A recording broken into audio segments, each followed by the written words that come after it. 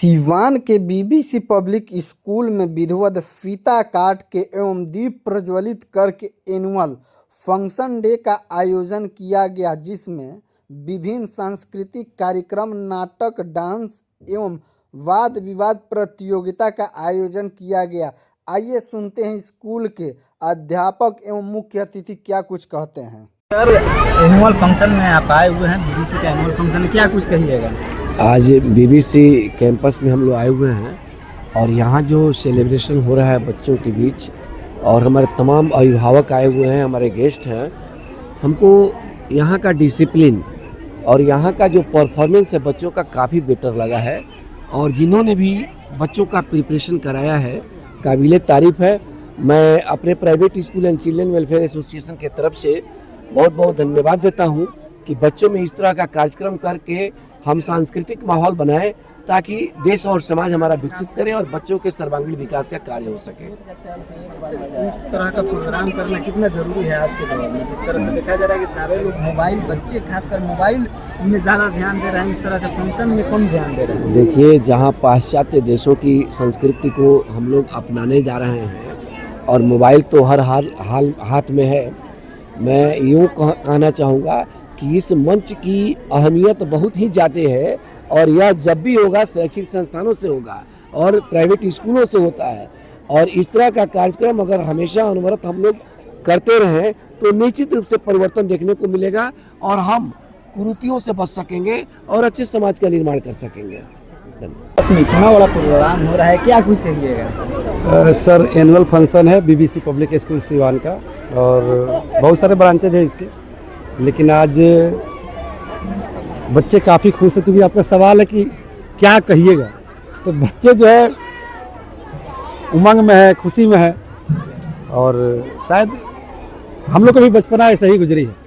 हम लोग बड़ी उमंग में रहते थे जब एनुअल डे मनाते थे, फंक्शन कोई होता था स्कूल में। एनुअल डे फंक्शन कितना ज़रूरी है, क्योंकि आजकल देखा जा रहा है कि बच्चे ज़्यादातर मोबाइल पे ध्यान दे रहे हैं और इस तरह से फंक्शनों से दूर हो रहे हैं। सर देखिए, अब तो मोबाइल जो है लाइफ का एक हिस्सा बन गया है, लेकिन एक ख़ास एज फिक्स होनी चाहिए, सरकार फिक्स करे या पेरेंट्स फिक्स करे, परिवार में डिसिप्लिन होना चाहिए कि कितने एज के बाद मोबाइल को यूज़ करना है। क्योंकि ऐसा नहीं है कि मोबाइल से सिर्फ नुकसान ही है, सिर्फ नुकसान नहीं है, बहुत सारे फ़ायदे हैं, लेकिन किस एज में यूज़ करना है, कब यूज़ करना है, ये फिक्स करने की आवश्यकता है। पढ़ाई के साथ एंटरटेनमेंट कितना जरूरी है सर आजकल के माशरे में बच्चों के लिए? सर, अगर बच्चे हंस खेल कर ना पढ़े तो हिटलर बनकर आप पढ़ा नहीं सकते, क्योंकि वो ज़माना नहीं। क्योंकि पहले देखिएगा, पहले 3 घंटा, 4 घंटा, 5-5 घंटा, 6-6 घंटा का मूवी हुआ करती थी। अब जो है मूवी 1 घंटा, 1.5 घंटा के मूवी आ रहा है। क्यों? अब 6 घंटा का मूवी क्यों नहीं बन रहा है? क्योंकि लोगों के पास वक्त नहीं है। और रही बात इंटरटेनमेंट की, तो सर इंटरटेनमेंट के बहुत सारे साधन हैं। अब जरूरी नहीं कि सिनेमा हॉल में 5 घंटा बैठेंगे, 3 घंटा बैठेंगे तो जो मनोरंजन होगा। मोबाइल पर सारा चीज़ अवेलेबल है। चलिए सर, आम लोगों से क्या कुछ कहना चाहते हैं, जो पेरेंट्स है उनसे क्या कुछ कहना चाहते हैं? देखिए सर, हम सिर्फ पेरेंट्स से ही नहीं, हम शिक्षकों से भी कहना चाहेंगे कि अगर बच्चों को गाइड कर रहे हैं, बच्चों को पढ़ा रहे हैं, तो 3-4 चीज़ जो है काफ़ी इम्पोर्टेंट है, जिस पर ध्यान देना चाहिए। चाहे बच्चा नर्सरी में पढ़े या चाहे 11-12 में पढ़े, चाहे 6-8 में पढ़े, चाहे किसी भी क्लास में पढ़े, लेकिन उसकी पढ़ाई तो नर्सरी से ही शुरू होती है। क्योंकि वहीं पर, क्योंकि बच्चा प्लेन पेपर होता है, एक बच्चा जो है प्लेन पेपर होता है, जो उस पर लिखिएगा ना, जो उस पर लिख दीजिएगा वही दुनिया को दिखेगा, वही दुनिया को दिखेगा। तो सबसे ज़्यादा ज़रूरी है कि अगर बच्चा आपके पास आता है, अगर आपके टीचर है, स्कूल संचालक है, तो सबसे पहले आपकी ड्यूटी बनती है, रेस्पॉन्सिबिलिटी बनती है कि बच्चे का हैंडराइटिंग सुंदर बनवाएं।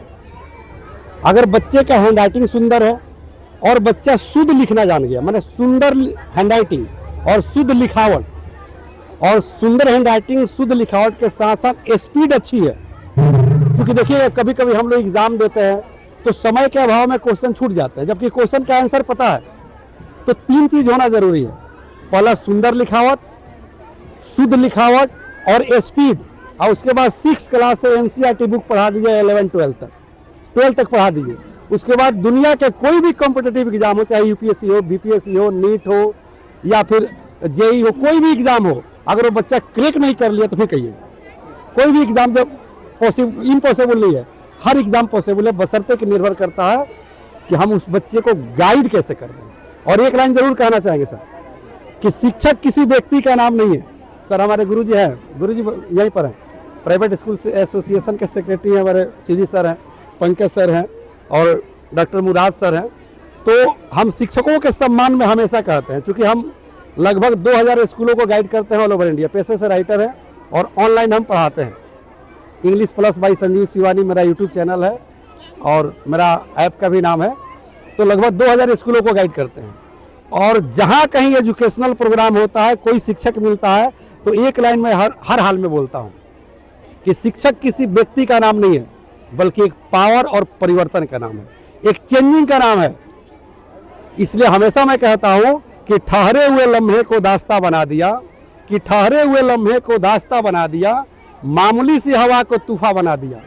लोग सोचकर हो जाते हैं हैरान कि कैसे कैसे शिक्षक जाति ने किसी को एपीजे अब्दुल कलाम तो किसी को राजेंद्र प्रसाद बना दिया, किसी को राजेंद्र प्रसाद बना दिया। तो शिक्षक एक पावर का नाम है, एक परिवर्तन का नाम है और इस धरती पर सबसे ज़्यादा जिम्मेदारी एक शिक्षक को है, क्योंकि वही जो है देश चलाने के लिए आईएएस देता है, आईपीएस देता है। समझिए कि शिक्षक एक फैक्ट्री है, एक कंपनी है जो इस देश को जो आईएएस देता है, आईपीएस देता है, डॉक्टर देता है, इंजीनियर देता है, साइंटिस्ट देता है, वो इस देश को चलाते हैं। क्या कुछ कहिएगा? हाँ, बिल्कुल बिल्कुल। पहुंचे हुए हैं, ठीक है सर। मैं डॉक्टर पंकज कुमार सिंह, नवजात एवं शिशु चाइल्ड रोग विशेषज्ञ। मैं तो निःशब्द हूँ बच्चों के परफॉर्मेंस देख करके, और ये बीबीसी ने बाखूबी इन्हें संवारा है, निखारा है, मोल्डिंग किया है इसको।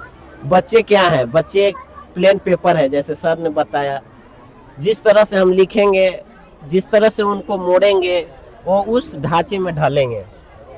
तो बीबीसी के एनुअल फंक्शन में स्पेशली डायरेक्टर सर को बधाई हो कि हमारे बच्चे को उन्होंने एक्सेलेंट शिक्षा के अलावा संस्कार, डिसिप्लिन और सोशल एक्टिविटी में आगे रखा है।